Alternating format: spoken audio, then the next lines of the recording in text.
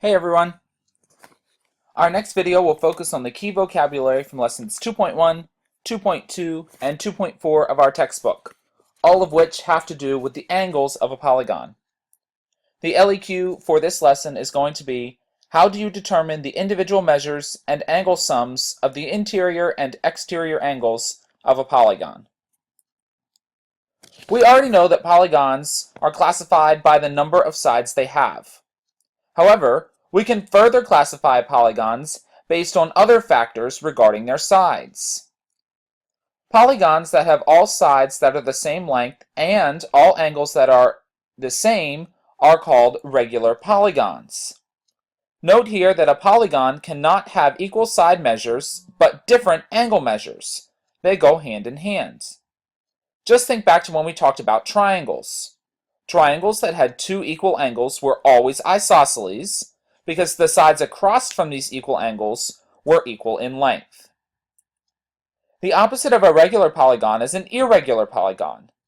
These are polygons that do not have all equal sides and all equal angles. Again, if a polygon does not have all equal sides, it can never have all equal angles, and vice versa. With both regular and irregular polygons, we still name the polygon based on the number of sides it has.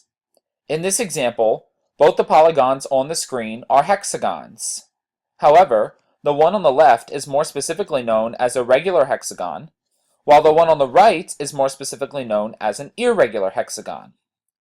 Remember, the number of sides in a polygon is always equal to the number of angles it has. Up until now, we have classified polygons strictly based on their sides. We give them a name based on the number of sides they have, and we classify them as regular or irregular based upon the lengths of their sides. Now we are going to add another classification based on the angle measures of the polygon. Angle measures in a polygon fit into two categories. They are either less than 180 degrees or they are more than 180 degrees.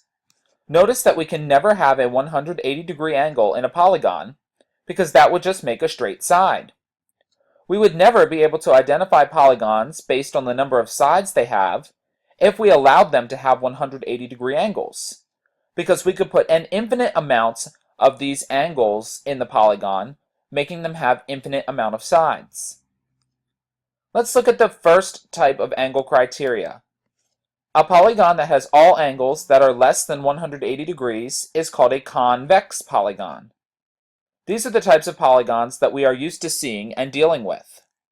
All regular polygons must be convex, or else all their angles would never be the same. On the opposite side, polygons that have angles that are greater than 180 degrees, also known as reflex angles, are considered concave polygons. An easy way to remember this is to think of the polygons as being caved in.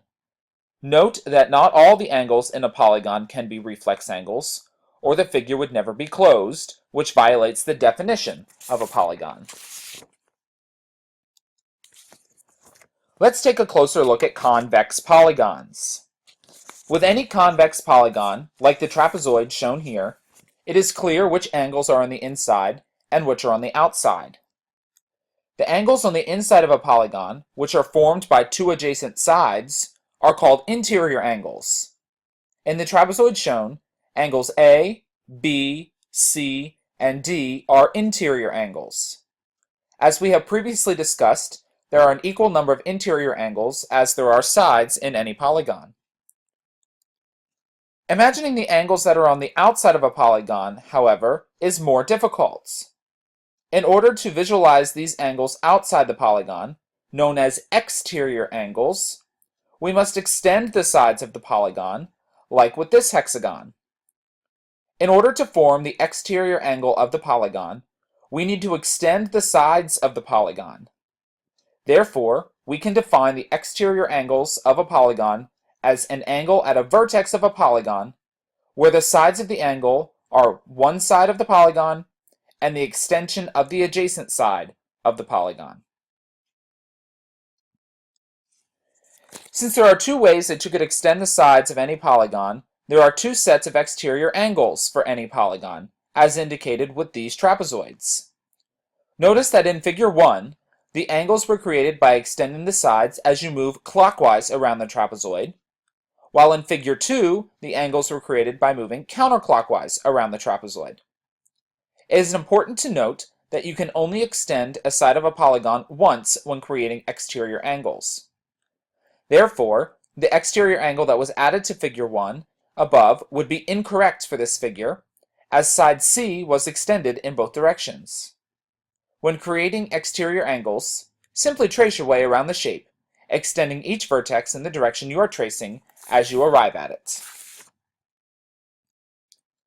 We are going to use the information we have learned about regular, irregular, concave, and convex polygons, as well as interior and exterior angles, to investigate the way to find the sum of all the interior and exterior angles of any polygon. We will accomplish this through multiple different in-class explorations, and we will practice this with some problems over the next few class periods. Please do not forget to post a question to our discussion board for this lesson. And remember, keep calm and math on!